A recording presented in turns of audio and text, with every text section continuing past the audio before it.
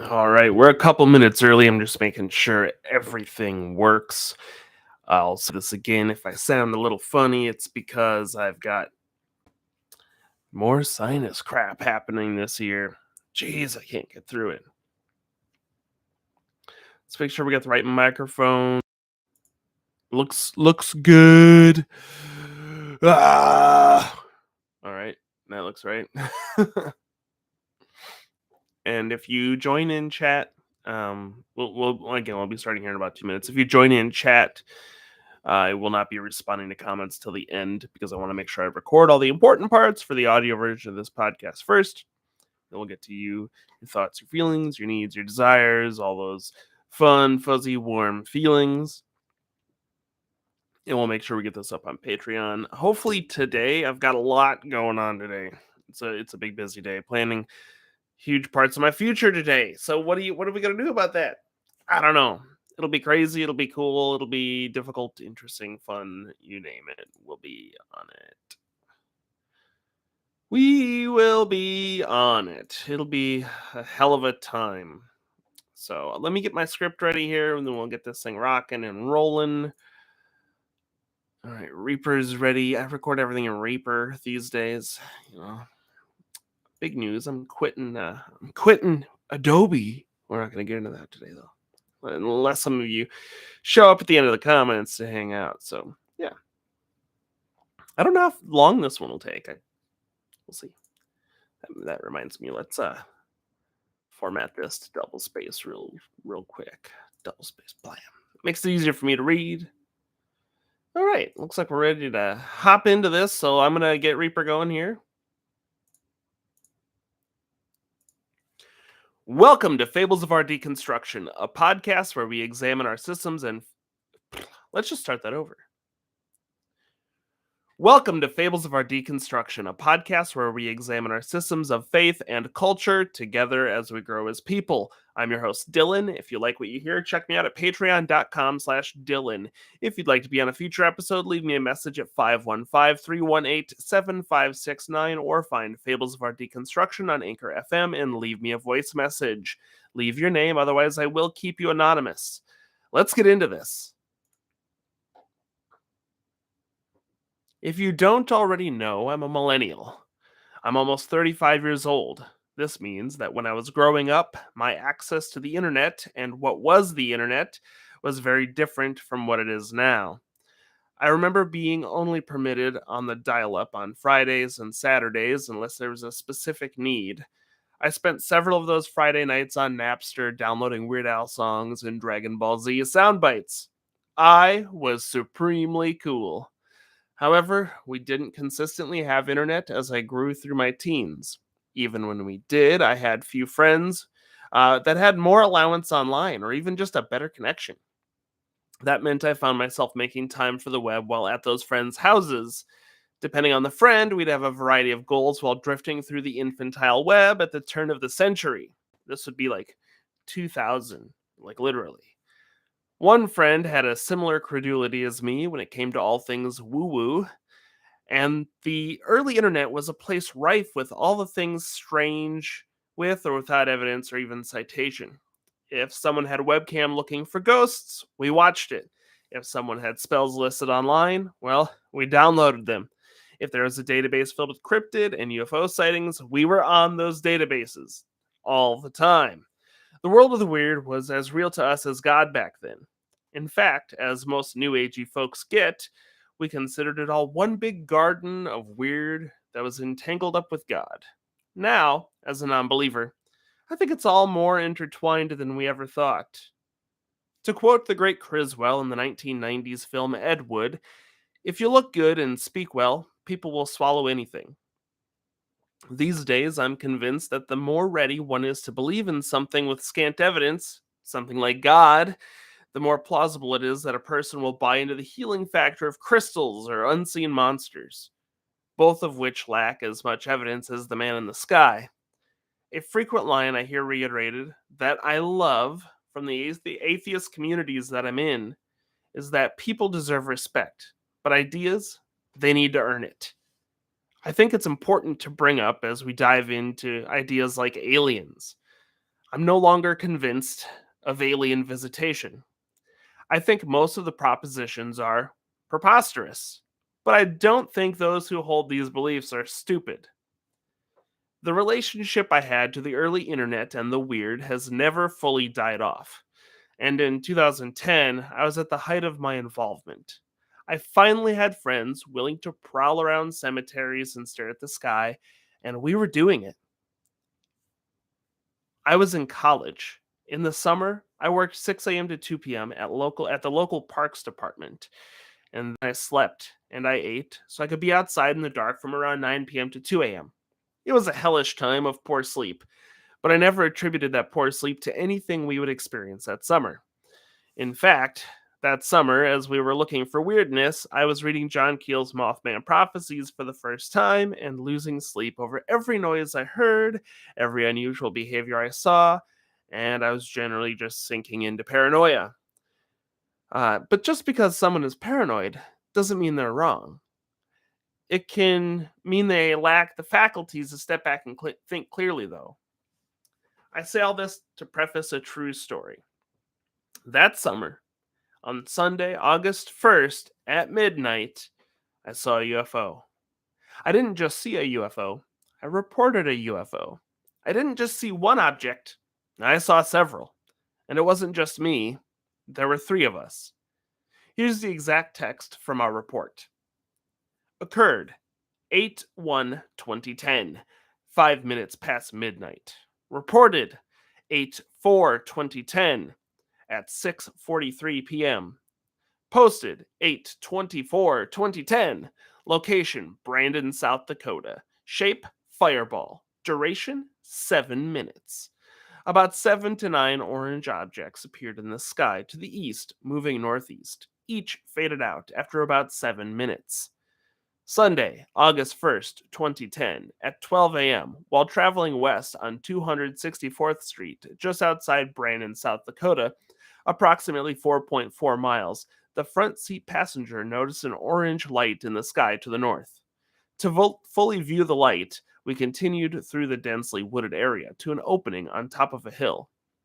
The front seat passenger and rear seat passenger tried to identify it as a star. However, it was visibly much larger than any of the other stars in the sky, including Venus and Jupiter. Also, it was a different color than either of the planets due to the size, and it appeared much closer. As we rounded the road to the top of the hill, about a mile and a half away from seeing the first light, the rear and front seat passengers turned to face the object, which had now drifted to the northeast. Upon relocating the object and getting above the tree line, they noticed another light in the east. I, the driver, was also able to see the object clearly. We were only about a half mile from McCarty Road, which runs north and south. We decided to turn north onto McCarty to get a better view. While turning and advancing down the road, the sky became more visible as the trees receded below us, and about three more orange objects were clearly visible. The two passengers kept their eyes on the objects as we proceeded another half mile north on McCarty before pulling over and stopping the vehicle. It was then 12:07 a.m., and we exited the car to watch the objects. At this time, we decided to call the New Fork Hotline, the National UFO Reporting Center, and reported the sighting. Also, there now appeared to be 7 orange objects in the sky. During this time, the objects seemed to drift or float toward the northeast slightly, and nearly one by one they faded out. It did not appear that they moved beyond our visible sight, just that they faded and were no longer present. It took approximately 3 minutes for the entire group of lights to completely fade. We clocked the time at 12:10 a.m. About 13 minutes passed and the lights failed to return, so we decided to get back in the car and head east in the general direction of the lights.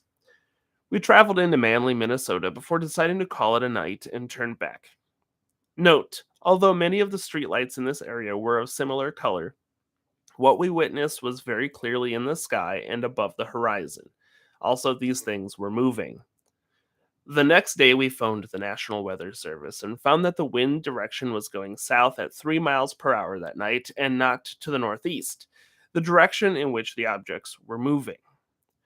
All three of us are students at a reputable university and involved in noteworthy activities on campus. None of us were under the influence of any illegal or legal drugs or alcohol.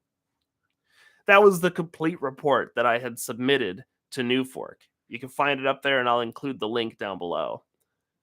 Rereading this almost 13 years later, my knee. Rereading this almost 13 years later, my knee jerk reaction is flares or paper lanterns. That's got to be the explanation. I'm still not certain what the objects were, but I can tell you I remember how heart pounding those 7 minutes were. They were 7 minutes that lasted almost all summer due to my heightened paranoia. We were also asked to report the sightings to Bigelow Airspace, which led me to being concerned I'd be followed by black sedans or men in black. It was all a whirlwind to exist within, but 13 years and a dose of skepticism later, I have a different outlook on the scenario. Now, I'm willing to admit that yes, we saw something we couldn't understand. Yes, we never identified the lights. And yes, it probably was a good thing that we reported it. But was it alien craft? No, I'm not convinced it was. Aliens like us are subject to the laws of physics. We didn't make up these laws. They exist written as equations because that's how we represent our understanding of how the world and the universe works. We have spent resources as people, as human beings, as a species, looking for signs of intelligent extraterrestrial life. And I think that's an exciting concept. It's apparent to me that there's a non zero chance of life out there somewhere in the universe, but there's no evidence that life has visited us, even if they're interested in finding us. Evidence is more than anecdotes and stories. It's artifacts and data. It's compounded into experiments that can be repeated and can be used to make predictions. We don't just have any reasonable evidence to say that there's something from another world creating half a dozen orange lights in South Dakota. We have no evidence that there's anything from another world visiting us at all. Yes, the story is interesting. Yes, the story is noteworthy. But before we jump to conclude that something without evidence is causing the lights, we need to find a way to rule out all other possibilities. We must, beyond reasonable doubt, eliminate the possibility that it was candles or lanterns. We must strike out the chances that it was flares or early drone works or even unregistered private aircraft.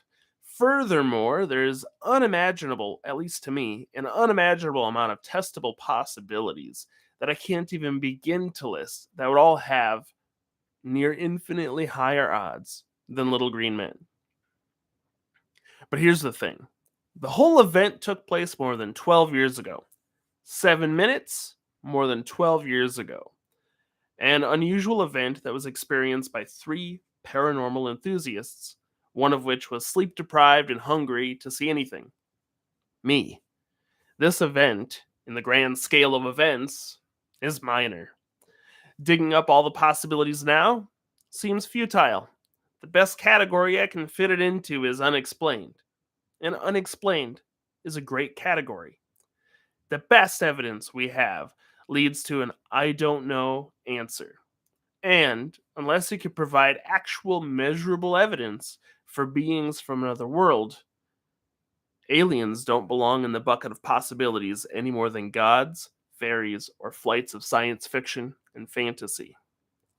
My conclusion on this story is I don't know, and I'm okay not knowing. I think one of the biggest challenges we have as people is embracing the fact that there's several times throughout our understanding of what we're experiencing that I don't know is the best answer. And if you find yourself leaping to conclusions that don't involve anything grounded, pause, take a step back, and acknowledge that it's okay to say, I don't know. I don't know has more proof, more evidence, more grounding than the fantastic.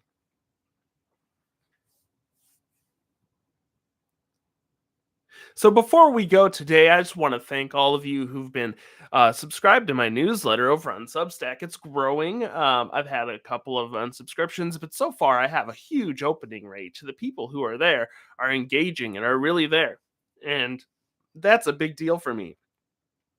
I want to apologize if I sound a little goofy this week. I'm sick again. I don't know what it is. Twice in 2 months, basically, I've been stricken with something that's kind of taken me out of the game. I've had days where I couldn't stream because I'm just a booger, which is not good. But thank you for everybody who's been supporting me, who's been listening to this podcast. Things are growing. I've got a lot of new work in the pipeline. I'm finishing my comic, and the best place for you to check that out, aside from where you're already hanging out, is my Substack newsletter. It's Brimstone Studios on Substack. I got two newsletters up there. The big one is The Good Fight, and I just released one about how do you reconcile with yourself who you were when you began a project and how you're representing that self and who you've become now and how those things are different. How do we deal with that? So anyway, I'll leave you with that to chew on today as we move into the rest of the week. I'll be back in 2 weeks with another episode, and this has been Fables of Our Deconstruction. Fables of Our Deconstruction is created by me, Dylan Jacobson. Please like and review Fables wherever you get your podcasts, and join my community, the Brimstone Order, at patreon.com/Dylan. I'd like to thank Apes of the State for the use of their song Moments a Year From Now as my intro and outro. And if you have your own paranormal stories or anything you want to share about deconstructing your faith or cultural concepts, call in at 515-318-7569.